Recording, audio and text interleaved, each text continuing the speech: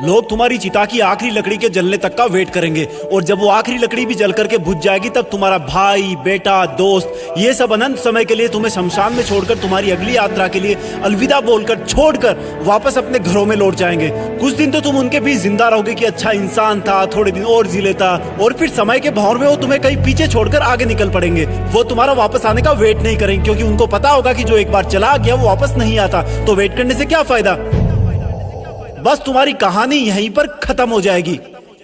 तुम ऊपर से देखकर सोचोगे कि लोग कितने स्वार्थी थे, जब मैं उनके काम आता था तो कितने पास रहते थे। आज मैं जब दुनिया से चला गया हूँ तब भी दुनिया वैसी ही चल रही है। तुम्हें अफसोस होगा कि क्या मैं इन्हीं लोगों के लिए जन्म लेकर पृथ्वी पर गया था। तुम उनसे बहुत सवाल करना चाहोगे लेकिन लाख कोशिशों के बाद भी तुम्हारी आवाज उन तक नहीं पहुंच पाएगी। तुम वापस आकर फिर से दोबारा जिंदगी जीना चाहोगे क्योंकि तुम्हें जिंदगी जीने का मतलब तब समझ में आ चुका होगा। तुम्हें महसूस होगा कि तब तुम अपनी लाइफ में अपने आसपास के माहौल में खुद को कितना भूल गए थे।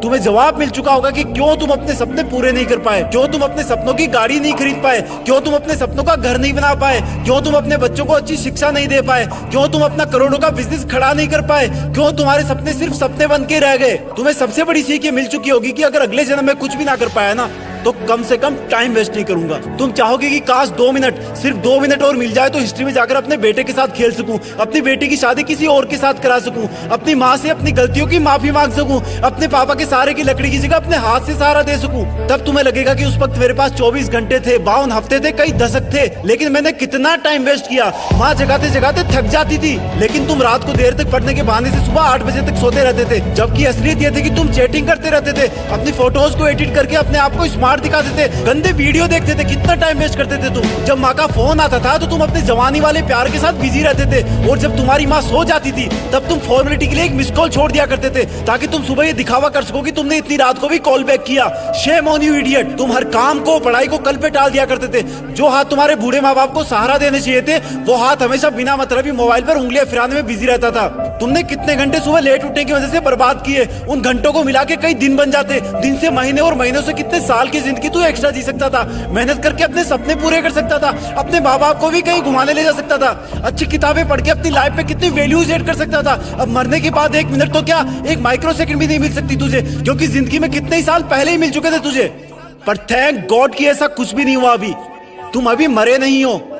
थैंक गॉड कि आज तुम थैंक गॉड बोलने के लायक इस धरती पर बचे हुए हो। तुम्हारा वक्त, तुम्हारे सपने अभी पूरे नहीं हुए हैं। तुम्हारे माँ बाप, घर वाले अब भी तुम्हारे सफल होने का वेट कर रहे हैं। तुम्हारा दिल अब भी तुम्हारे सपने पूरे होने का वेट कर रहा है। थैंक गॉड कि तुम्हारे हाथ की घड़ी अब भी तुम्हें वो दिन दिखाने का वेट कर रही है जब तुम एक हीरो की तरह लोगों के सामने खड़े होगे और लोग तुम्हारी रियल कहानियां सुनकर आंसुओं से भर जाएंगे, मोटिवेट होंगे। और उन लोगों को सबसे ज्यादा अफसोस होगा जिनने तुमको कुछ साल पहले मेहनत करने वाला ढोंगी कहा था, लेकिन फिर भी तुम्हारे मन में उनके लिए 1% भी बुरी भावना नहीं होगी।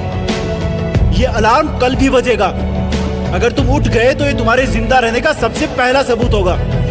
अगर तुम अलार्म बजने से भी पहले उठकर अलार्म को बंद करके अपने काम पर लग गए तो ये तुम्हारे सफल होने का सबसे बड़ा सबूत होगा। और अगर अब भी तुम डेली 12 घंटे सोओगे तो तुम्हारी आधी लाइफ तुम मरे हुए के समान जियोगे क्योंकि सोता हुआ और मरा हुआ इंसान इस दुनिया में नहीं रहता। तुम्हारा आउटपुट एब्सोल्यूट 0 रहता है। अगर तुम डेली 8 घंटे सोओगे तो तुम्हारी 1/3 लाइफ ऐसे ही खत्म हो जाएगी और अगर डेली तुम 6 घंटे सोओगे तो तुम्हारी 1/4 लाइफ ऐसे ही गुजर जाएगी। अरे कई महान लोग तो सिर्फ 4 घंटे सोया करते थे। रात को सोकर सुबह उठने का मतलब है कि हमें और मौत में 1 दिन का फासला और कम हो गया है। इससे पहले कि मौत तुम्हारे पास पहुंचे तुम अपनी मंजिल तक पहुंच जाओ। अपनी कहानी लिख दो, जो लाइफ में करना चाहते हो वो कर लो, पर कम से कम सुबह जल्दी उठना सीख लो क्योंकि तुम ज्यादा जीने के लिए अपनी उम्र नहीं घटा सकते। सिर्फ और सिर्फ बची हुई जिंदगी में टाइम मैनेज करके अपना टाइम बढ़ा सकते हो। तुम्हें करना होगा, तुम कर सकते हो।